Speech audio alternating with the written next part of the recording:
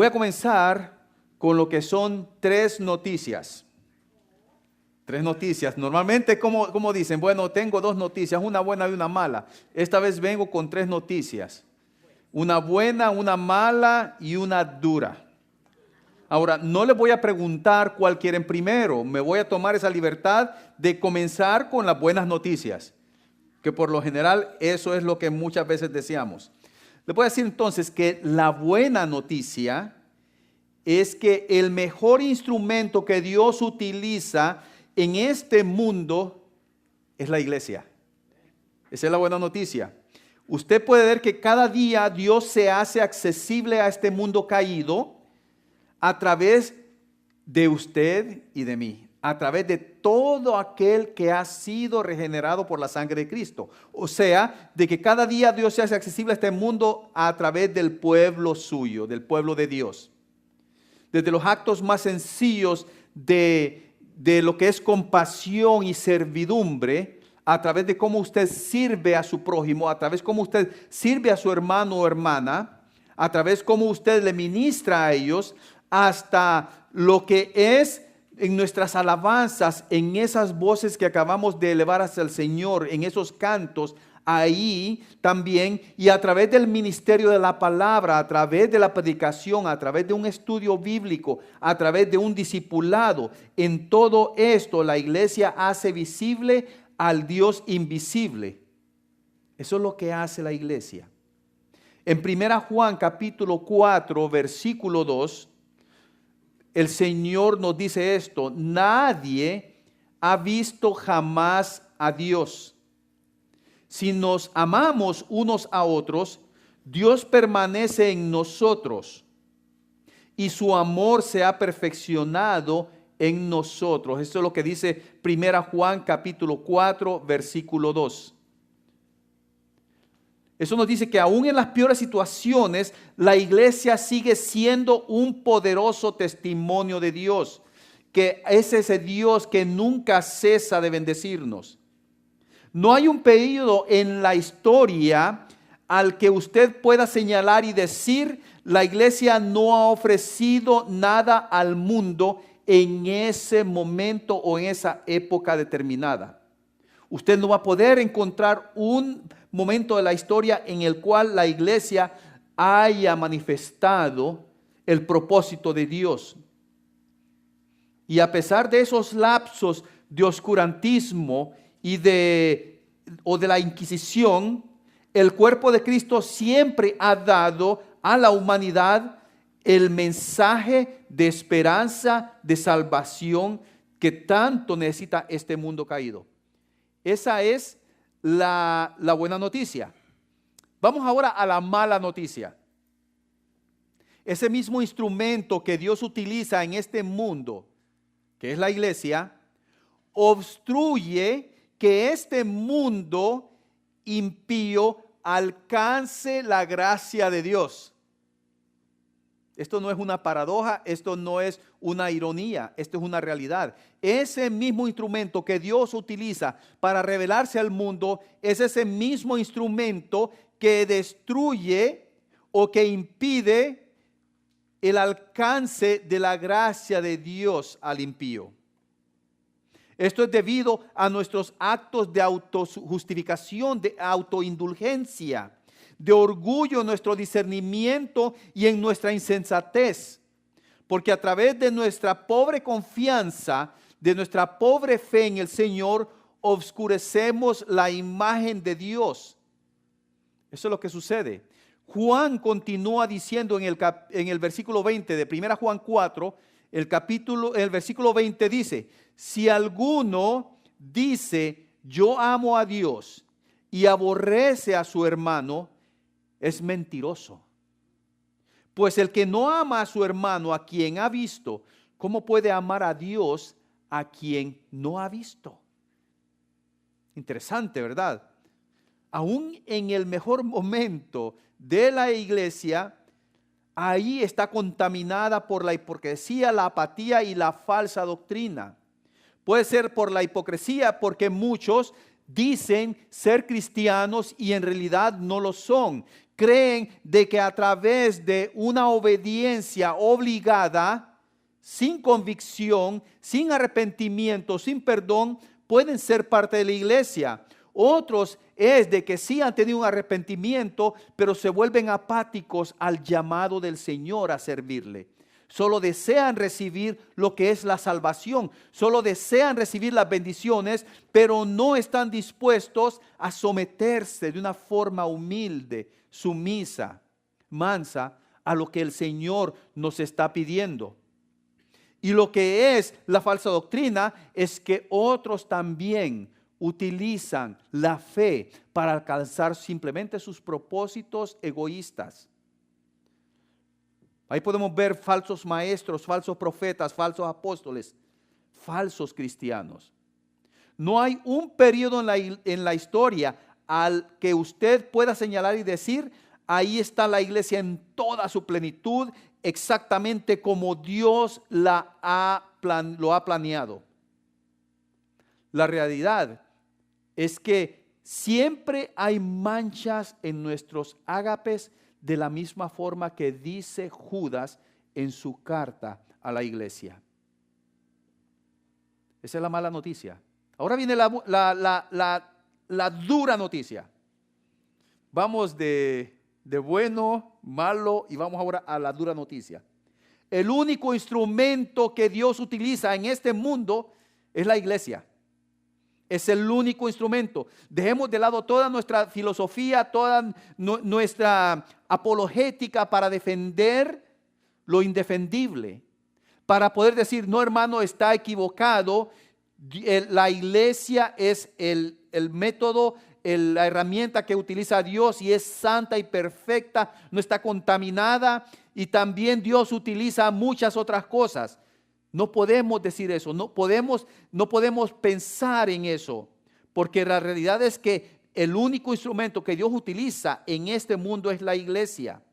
Y tenemos que entender que para justificar esto necesitamos aceptar que esa es la única forma y que para que nosotros seamos útiles dentro del cuerpo de Cristo necesitamos postrarnos ante el Señor, humillarnos ante Él y aceptar que solamente en medio de su voluntad podemos ser luz a este mundo que está caído y que está en tinieblas. Dios no tiene un plan B, no tiene una estrategia de emergencia para darse a conocer a las naciones, para darse a conocer al perdido. Muchos dicen, bueno, la iglesia falla, el Señor siempre tiene una forma de llevar el evangelio a las naciones. No es así. La única forma, el único medio que Dios utiliza es la iglesia. Y no hay un solo periodo en la historia a la que usted pueda apuntar y decir, Dios se ha revelado al mundo de otras formas aparte de la iglesia. No va a encontrarlo. La iglesia ha sido el único método, el único camino, la única herramienta que Dios ha usado y seguirá usando. No hay otra forma. Pablo habla del plan de Dios para la iglesia en Efesios 3 del 10 al 11. Creo que lo tenemos en la pantalla. Efesios 3 del 10 al 11.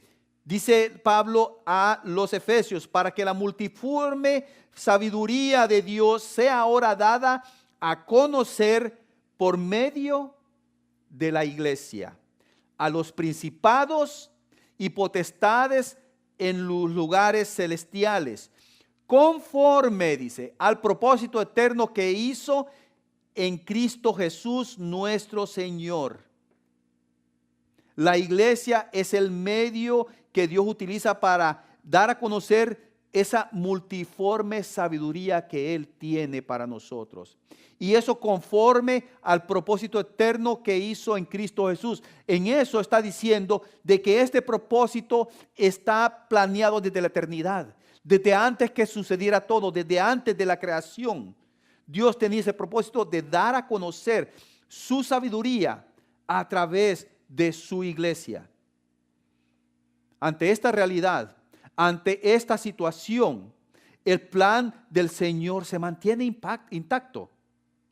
Eso nos dice de que Dios llama a personas imperfectas para llevar a cabo su misión.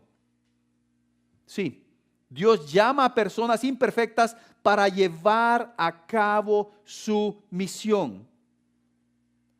Y el plan de Dios es que toda su gracia, toda su misericordia y su amor sean disfrutados por todos aquellos que se arrepienten. Sí.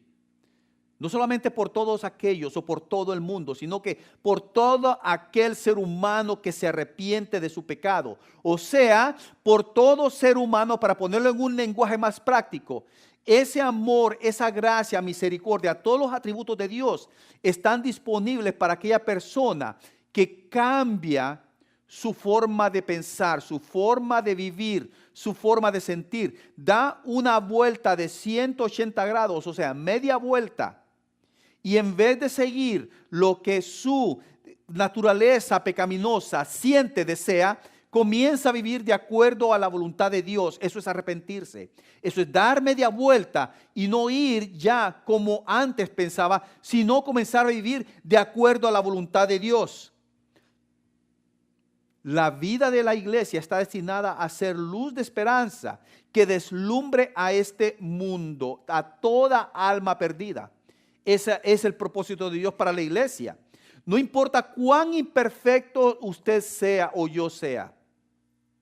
Usted y yo fuimos llamados a experimentar la gracia de Dios y así transmitirla a todas las naciones.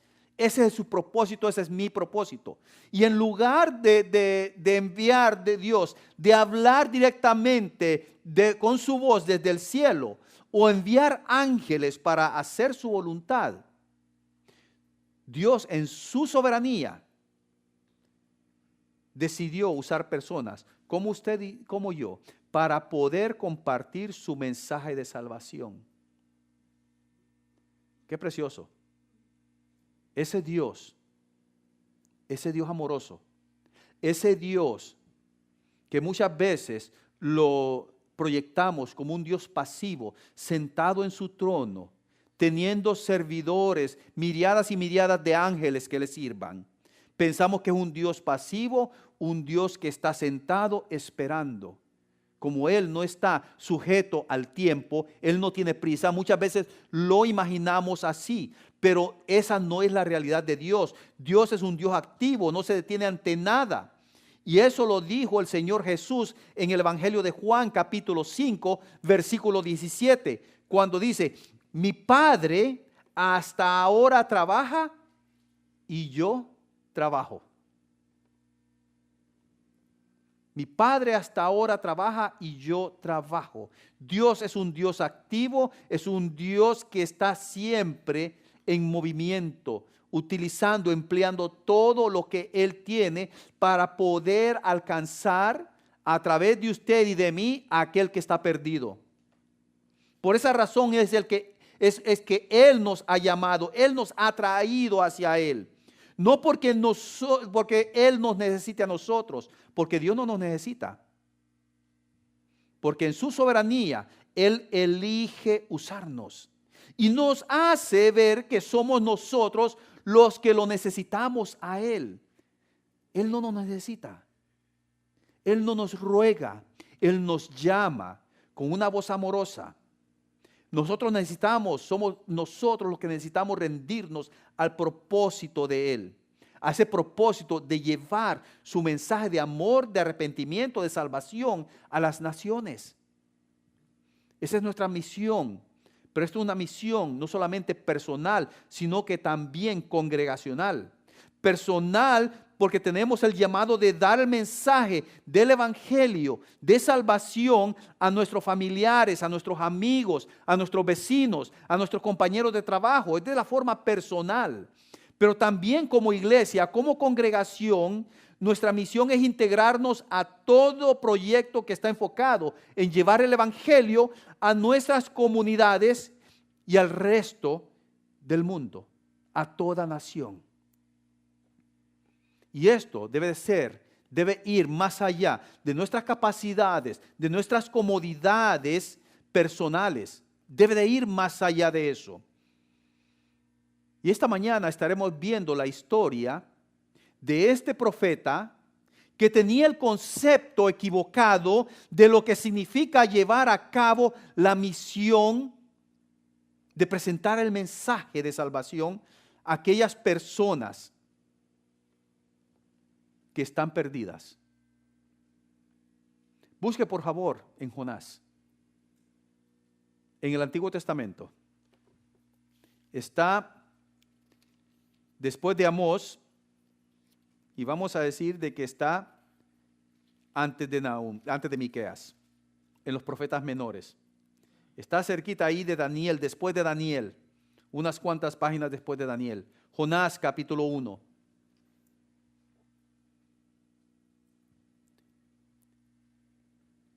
Dice Jonás capítulo 1,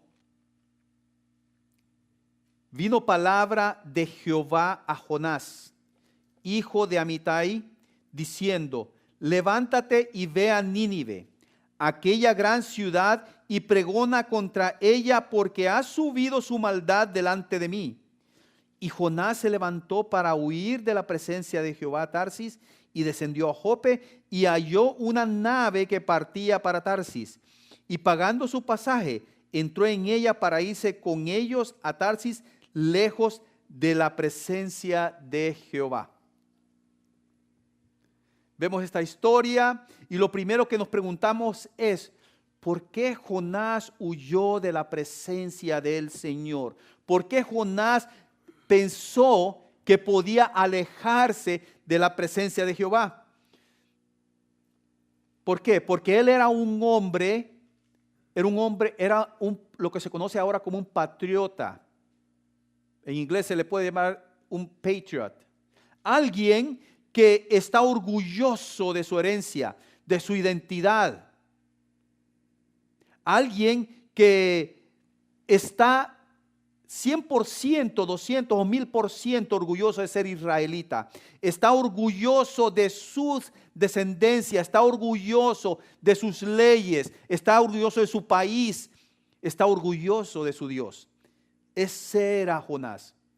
Era tanto su orgullo que su orgullo no le permitía ver de que Dios era trascendente, que Dios, a pesar de ser el Dios de Israel, trascendía su poder, todos sus atributos, más allá de las fronteras de Israel.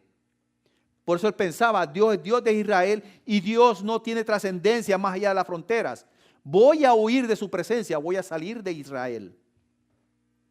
Muchas veces pensamos, Dios es el Dios de Estados Unidos. Dios es el Dios de esta nación. Y mientras nosotros estemos dentro de esta nación, estaremos bajo su bendición. Muchas veces pensamos eso. Muchas veces pensamos que solo por haber nacido o tener una nacionalidad norteamericana, estadounidense, creemos que somos cristianos. Muchas personas, si usted sale a las calles y le pregunta a cualquier norteamericano, a cualquier estadounidense nacido aquí, criado aquí, le va a preguntar, ¿sos cristiano? Sí, soy cristiano, nací en Estados Unidos. Eso los hace patriotas. Piensan de que eso significa ser alguien, ser separado, apartado para Dios. Esto es lo que pensaba Jonás. Pensaba que por ser israelita, esa era la única forma de ser, de pertenecer al pueblo escogido de Dios. Él se sentía orgulloso de adorar y servir al único Dios verdadero. Eso es lo que él sentía gozo. Estaba orgulloso de pertenecer a ese pueblo que Dios escogió como suyo. Y ese sentimiento hacía a Jonás despreciar a los demás pueblos de la región, especialmente a los asirios. ¿Por qué los asirios? Cuando él recibe la orden del Señor a que predique con él a esta ciudad, a que profetice a esta ciudad, Nínive, que era la capital del imperio asirio, él de repente se dio cuenta de que Dios quería que Nínive se arrepintiera de sus pecados. Cuando Jonás recibe la orden de Dios de que predique, de que profetice contra Nínive, él entendió, un momentito, Dios está predicando, me está mandando a profetizar en Nínive porque Él quiere que ellos se arrepientan. Él quiere que ellos vean su pecado, que puedan entender que son pecadores y de así esta forma que ellos se puedan arrepentir. Jonás se dio cuenta, Dios quiere mostrar su misericordia a esta ciudad. Y para Jonás esto era inaudito. Esto no tenía lógica. ¿Cómo podía ser posible que Dios tuviera compasión de un pueblo pagano que además de ser pagano, hacía sufrir al pueblo que Dios escogió? Esto es imposible. ¿Cómo puede ser eso? Dios me está mandando, piensa Jonás, a predicarle a mi enemigo, a predicarle a aquel imperio que ha conquistado a Israel, que ha matado a muchos de mis compatriotas. Ahora podemos entender por qué Jonás huyó de la presencia de Dios. Jonás estaba resistiendo a hacer la voluntad de Dios porque no quería que los ninivitas experimentaran la misericordia de Dios. Y al pensar, al ver el personaje de Jonás, se nos hace difícil relacionarlo con nosotros mismos. Se nos hace muy difícil. Es más, podemos decir que ni en 1.000.000 de años podríamos nosotros relacionar nuestra actitud con la actitud de Jonás. Pero el problema es que a menudo, usted y yo, huimos de la misión de Dios en lugar de confiar en Él. A menudo huimos de la misión de Dios en lugar de confiar en Él. Pensamos que nuestra actitud es diferente que la de Jonás. Pensamos que si Dios nos hace el llamado, nosotros acudiremos diligentemente. Señor, estoy esperando que vos me hables. Sí, están esperando que el Señor les hable el oído, tal vez. No estoy diciendo que ustedes, pero muchas personas, muchos cristianos esperan eso. Pero la realidad es que, al igual que Jonás, no todos queremos sacrificar nuestros intereses por la voluntad de Dios.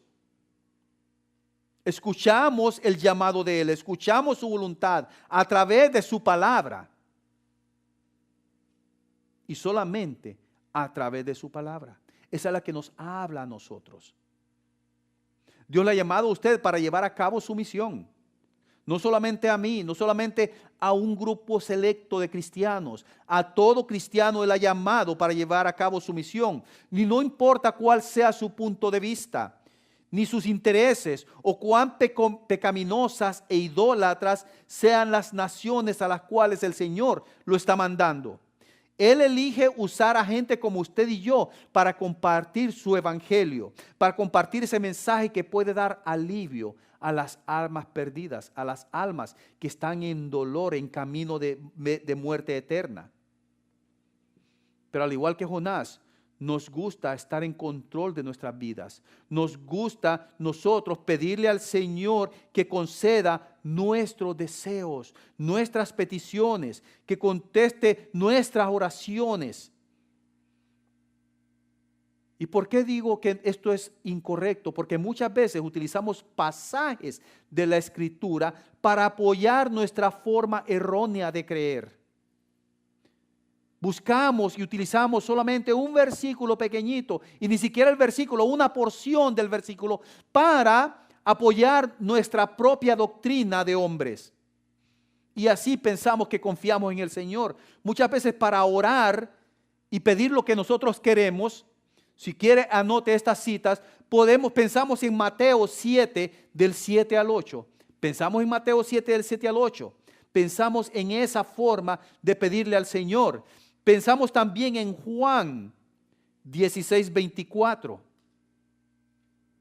Y pensamos también en Santiago 1, 6.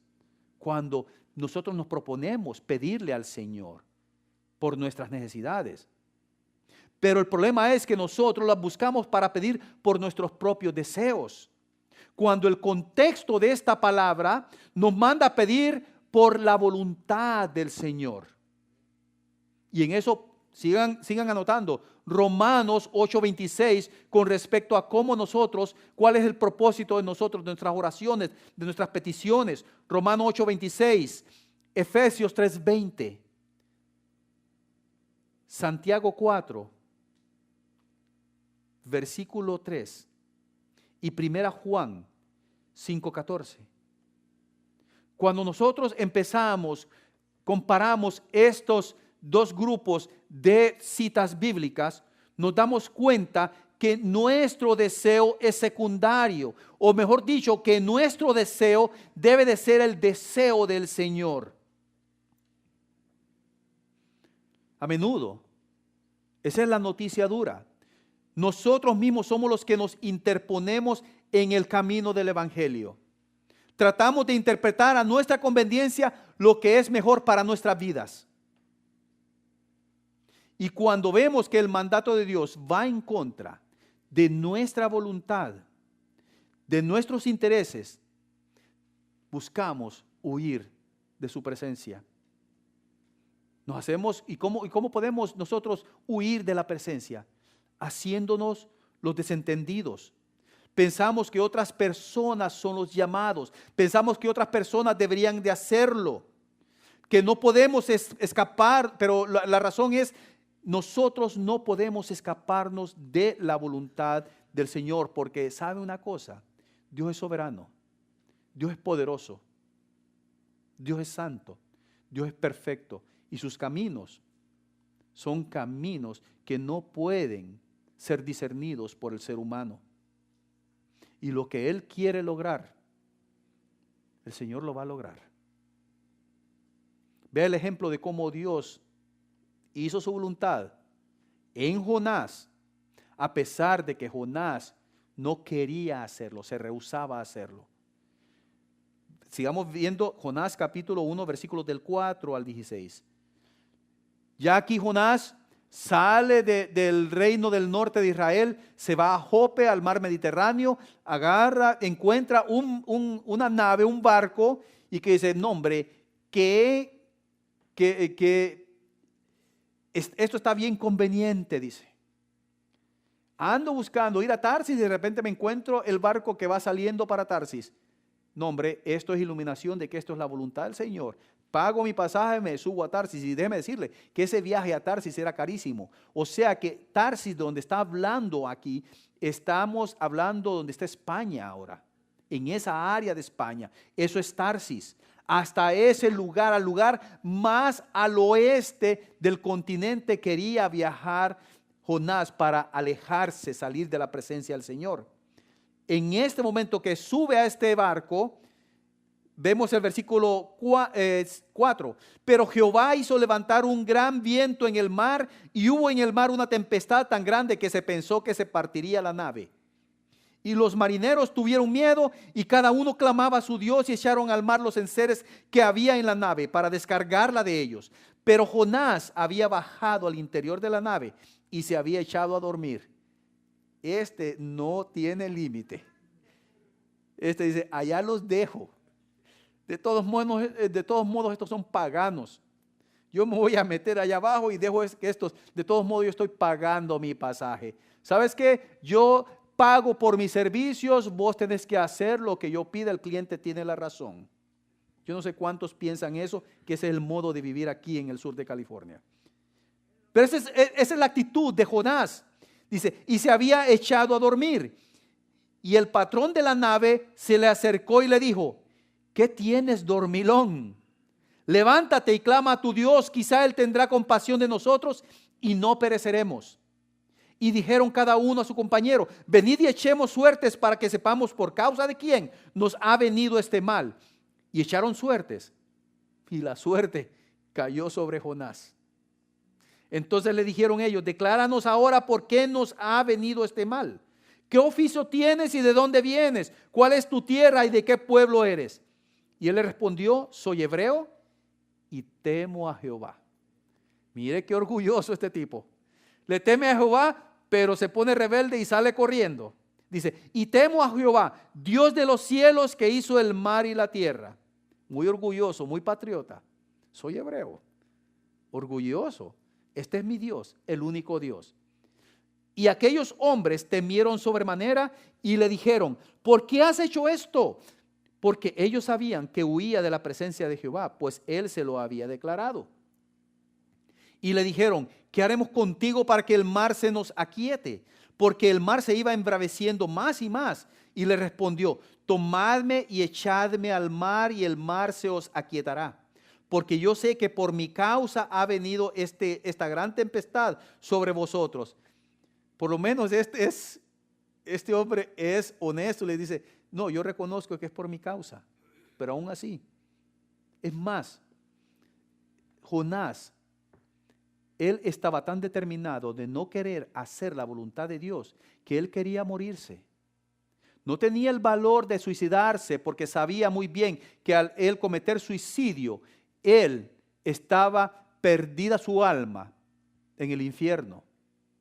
Él lo sabía eso, lo entendía y por eso les dice a ellos, tomadme y echadme al mar. Mátenme ustedes, que sobre ustedes caiga también mi muerte. Este no tenía límite. Dice, y el 13, y aquellos hombres trabajaron para hacer volver la nave a tierra, mas no lo pudieron. ¿Y sabe por qué hicieron esto? Porque ellos no querían cargar con la muerte de Jonás, a pesar de que eso implicara que ellos iban a morir. Buscaron otra forma de aliviar la situación. Dice, y aquellos hombres trabajaron para hacer volver la nave a la tierra, mas no pudieron porque el mar se iba embraveciendo más y más contra ellos. Entonces, cuando vieron que no había otra, estos paganos, estos incrédulos que tenían sus propios dioses, clamaron, dice el 14, a Jehová y dijeron, te rogamos ahora, Jehová, que no perezcamos nosotros por la vida de este hombre. Y cuando dice por la vida es por la testarudez de este hombre, por la negatividad de este hombre. Ni ponga sobre nosotros la sangre inocente. Porque tú, Jehová, has hecho como has querido. Esto, créame, la forma en que usted vive, la forma en que usted vive la palabra del Señor, tiene un impacto eterno en los que están alrededor de usted. Eterno. Estos hombres pudieron ver la determinación de Jonás. A pesar de que era un hombre rebelde, a pesar de que era un hombre que estaba siendo guiado por el odio, por lo que es el prejuicio, aún así Dios utilizó su testimonio para convencer a estos hombres, para que pudieran ver cuán grande, cuán poderoso, cuán determinado es el único Dios que hay. Aún así, dice, que le pidieron al Señor que no tomaran esto, que no pusieran sobre ellos la vida de Jonás, porque ellos entendieron de que Dios no iba a parar hasta que Jonás regresara. Y el 15 dice, y tomaron a Jonás y lo echaron al mar, y el mar se aquietó de su furor. Y temieron aquellos hombres a Jehová con gran temor, y ofrecieron sacrificio a Jehová, e hicieron votos. Se comprometieron. Reconocieron, y no solamente lo reconocieron, sino que ellos dieron una media vuelta de 180 grados y se sometieron a lo que es Dios, a su voluntad. Yo no sé si usted está viendo la ironía de lo que está sucediendo aquí. Jonás odia al pueblo pagano y huye de Dios. Pero en el acto de su desobediencia, Dios hace que estos marineros paganos, perdidos, clamen y adoren al único Dios soberano. Eso es lo que se llama la soberanía de Dios. Eso es la voluntad santa de Dios. Y no podemos nosotros escapar de su llamado. No podemos escapar por más que nosotros tratemos, incluso en nuestro esfuerzo por evadirlo al Señor. Él nos llama de nuevo a Él. Y ponga atención a esto. Dios lo llama a usted, nos ha llamado a todos nosotros, a cada uno de sus hijos amorosamente. Pero cuando el hijo se pone rebelde, cuando el hijo piensa de la forma en que piensa Jonás, Dios lo llama también de la misma forma que ha llamado a Jonás, de una forma enérgica. Porque no hay nadie que se escape a la voluntad del Señor. esta tormenta en el mar está directamente unida al pecado de Jonás. Si usted no se ha dado cuenta, el pecado siempre provocará algún tipo de tormenta en nuestras vidas. Dios usa tormentas para llamar nuestra atención y llamarnos de nuevo a Él. Muchas veces pensamos, Señor, ¿por qué me está pasando esto? ¿Qué he hecho yo? En vez de preguntarnos, Señor, ¿qué querés que yo haga? ¿Cuál es tu voluntad, Señor? ¿Qué me querés decir o qué me estás diciendo? Jonás lo entendía muy bien. Jonás pensó que estaba escapando de Dios. Pero vea lo que el capitán le dice a Jonás en el versículo 6. ¿Qué tienes, dormilón? Levántate y clama a tu Dios. Quizá Él tendrá compasión de nosotros y no pereceremos. Esas son las mismas palabras que las almas de los perdidos están diciendo a todo aquel que no ha atendido el llamado del Señor. Hay millones de personas que se están yendo al infierno. Y muchos de nosotros estamos durmiendo, soñando con nuestros propios deseos, esos deseos de vivir nuestros propios sueños, que a la larga solamente son sueños. Sintiendo lástima aún de nosotros mismos por nuestras luchas, porque no podemos alcanzar nuestros sueños.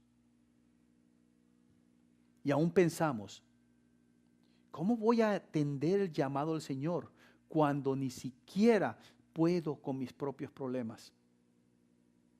Muchos van a pensar, en un tiempo yo pensé así. Estaba tan ciego. Y el Señor, a través de todas las experiencias que he vivido, me ha hecho entender, Martín, no es por tu santidad, no son tus capacidades, no es tu intelecto, no es tu nacionalidad, no es tu cultura. Es mi voluntad, es mi gracia, es mi poder, mi amor, mi misericordia, mi gracia, mi soberanía, mi santidad, la que hace todo posible. Déjeme preguntarle esto.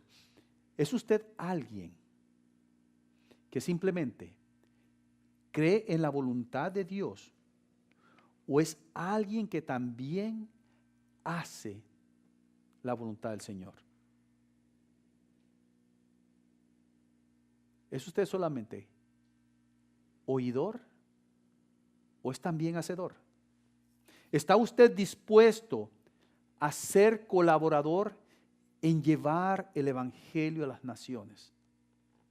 Cuando pensamos en eso, recuerde, estamos en un lugar privilegiado. El sur de California, lo he dicho anteriormente, y un recordatorio, es una amalgama de todas las culturas del mundo. Hay más de 100 culturas presentes viviendo aquí en el sur de California. Y no tenemos a la vez necesidad de salir a otros países para poder predicarle a las naciones. Aquí mismo podemos hacerlo. Las convicciones correctas deben conducir a acciones correctas. Si no lo hacemos, si nosotros nuestras acciones no son guiadas por las convicciones, por las creencias que tenemos, por los fundamentos que tenemos, entonces ¿sabe qué somos nosotros? Somos hipócritas, somos incrédulos. Por más título que tengamos de cristiano, por más diploma que tengamos de bautismo, por más diploma que tengamos de teología o cualquier título que se nos dé, por más cargo que tengamos en la iglesia, si nosotros no compartimos el evangelio intencionalmente con las personas, con los caídos, nosotros en realidad no estamos llevando fruto, y si no llevamos fruto, estamos separados de Cristo. Por eso su palabra dice en Juan capítulo 14, si me amáis, guardad mis mandamientos. Si me amáis, guardad mis mandamientos. La obediencia al Señor es lo que revela lo que usted es para el Señor. No importa lo que usted diga, pues yo soy cristiano y esto y lo otro, pero sus hechos, sus actitudes, dice lo contrario. Eso dice que usted no tiene lo que en realidad se necesita para ser un seguidor de Cristo Jesús. Ahora, escúcheme bien esto. No digo que tengamos que ser perfectos, porque no podemos ser perfectos en este mundo. Pero aún en medio de nuestra imperfección, nosotros debemos de buscar la voluntad del Señor. Necesitamos tener humildad, necesitamos reconocer nuestros pecados y reconocer que así es como debe de vivir el cristiano, buscando siempre la voluntad del Señor. No debemos de esperar de que un incrédulo nos señale nuestras fallas. Eso es lo peor que le puede suceder a un cristiano. Pero también, si esto sucede, es de sabio responder. Tiene razón. Dios no quiere que yo viva mi vida de esta forma. Desafortunadamente, demasiadas personas rechazan la humildad y tratan de justificar su vida alejada del Señor, su vida incongruente a la voluntad del Señor. Y eso nos hace como Jonás.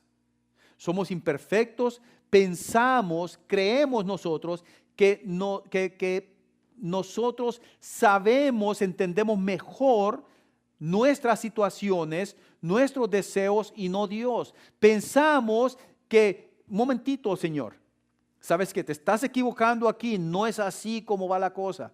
Déjame hacerlo a mí, no te metas. ¿Sabes qué? Yo tengo esto, I've got this. I've got it. Don't worry about it. Let me do it. Just watch. Muchas veces le decimos eso al Señor.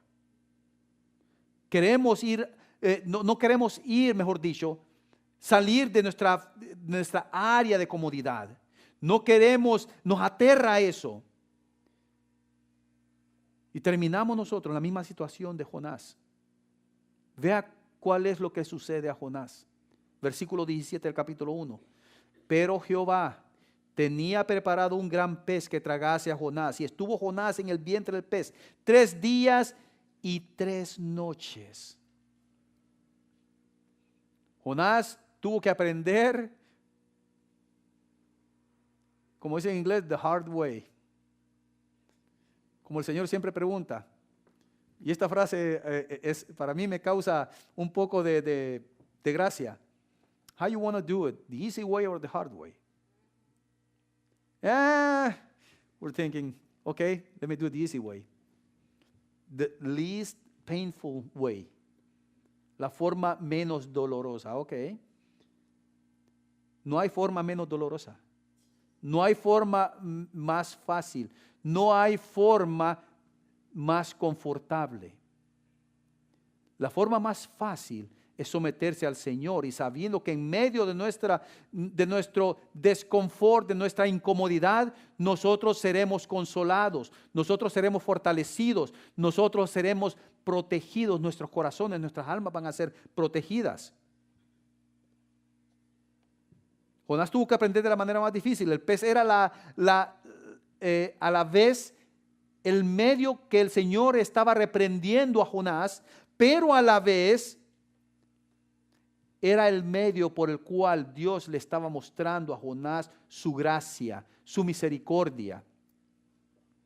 Y me parece a mí de que a Jonás, le tomó 3 días reconocer su orgullo y terquedad ante el llamado del Señor. Ahora podemos pensar, bueno, ¿cuánto me tarda a mí entender y reconocer la voluntad del Señor? ¿Me tomará 3 días, 3 minutos, 3 horas, 3 décadas? ¿Toda mi vida? ¿Estaré yo sometido en esa oscuridad, en esa incomodidad, en ese dolor, pensando de que es mi voluntad y no la del Señor, o someterme a la voluntad del Señor? A Jonás le tomó 3 días.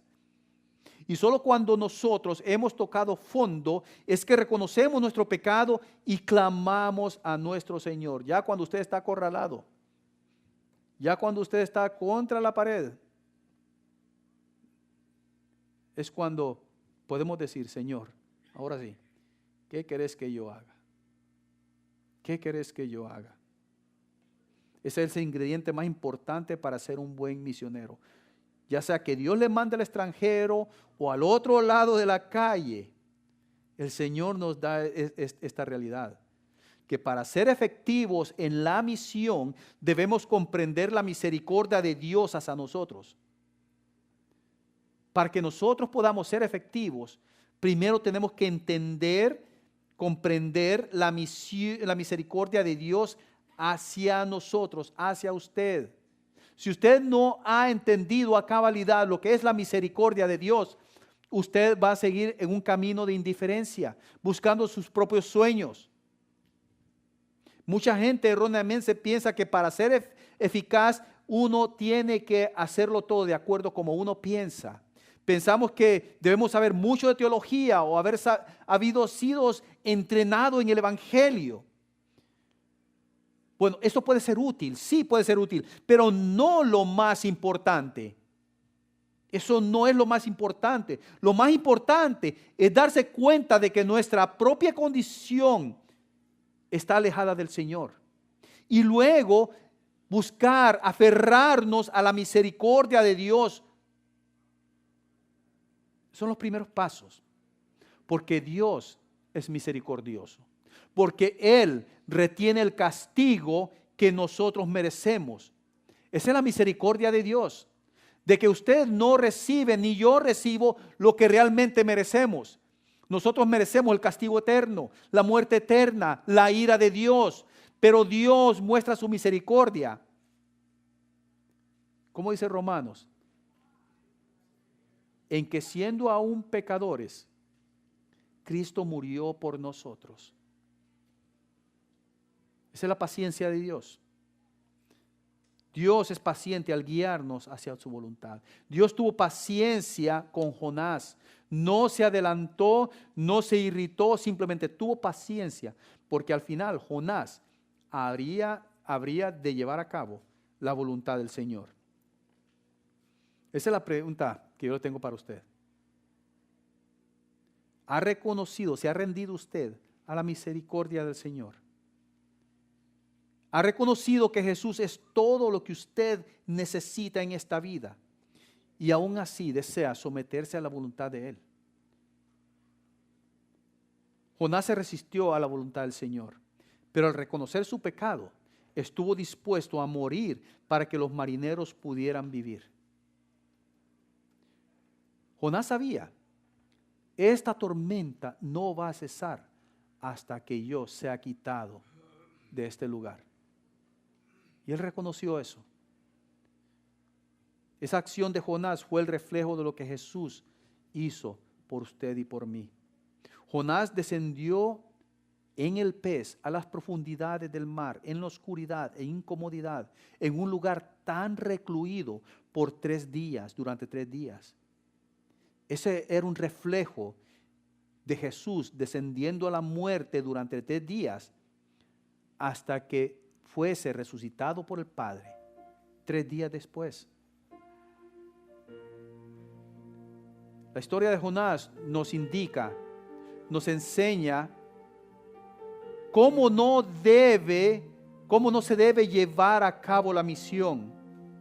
Pero más que todo, Jonás, esta historia nos indica la misericordia de Dios. Porque Él mandó a su Hijo, Él mandó a Cristo Jesús. Nos estaba enseñando a través de la historia de Jonás que Él iba a pasar por sufrimiento, iba a morir por salvar la vida de los marineros. De la misma forma, Cristo vino a esta tierra para morir por nosotros, para dar su vida.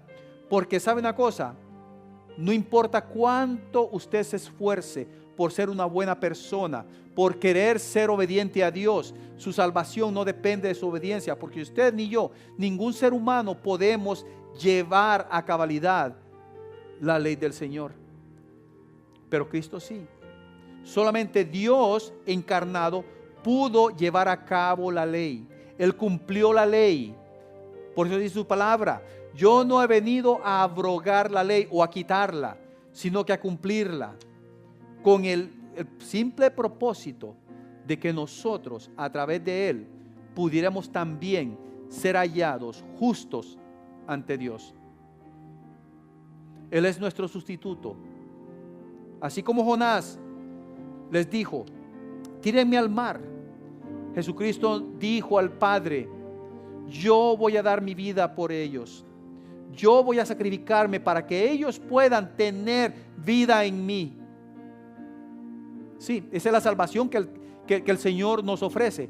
Pero como nosotros, no es simplemente creer en Él. No es simplemente nosotros entender, razonar. Ok, Cristo vino a esta tierra para pagar por mi pecado. Murió en la cruz, pero resucitó al tercer día. Él pagó por eso. Yo entiendo todo esto y yo creo que Él es Dios. Pero como lo dije al principio, eso no es suficiente, porque se necesita arrepentimiento. Se necesita arrepentimiento de nuestros pecados, de nuestra vida. Arrepentimiento de todo lo que hemos hecho, de lo que somos como pecadores, pero también pedir perdón por esos pecados. Es importante pedir perdón. Momento que usted reconoce su pecado, que Cristo murió, que Él es Dios, y usted le pide perdón a Él por esos pecados, y le pide de que Él sea su Señor y Salvador, que sea el dueño de su vida, que usted pueda seguir los pasos de Él. ¿Sabe una cosa? El Señor no le niega su perdón. Es más, no solamente lo perdona, sino que lo hace heredero de esa vida eterna que se alcanzó por medio de Cristo. Solamente así y nada más. Y ahora, después de eso, usted recibe esta nueva identidad. Usted es adoptado. Usted recibe esta adopción de ser llamado hijo de Dios. Solo así. Y eso le da el privilegio de tener comunión con Cristo.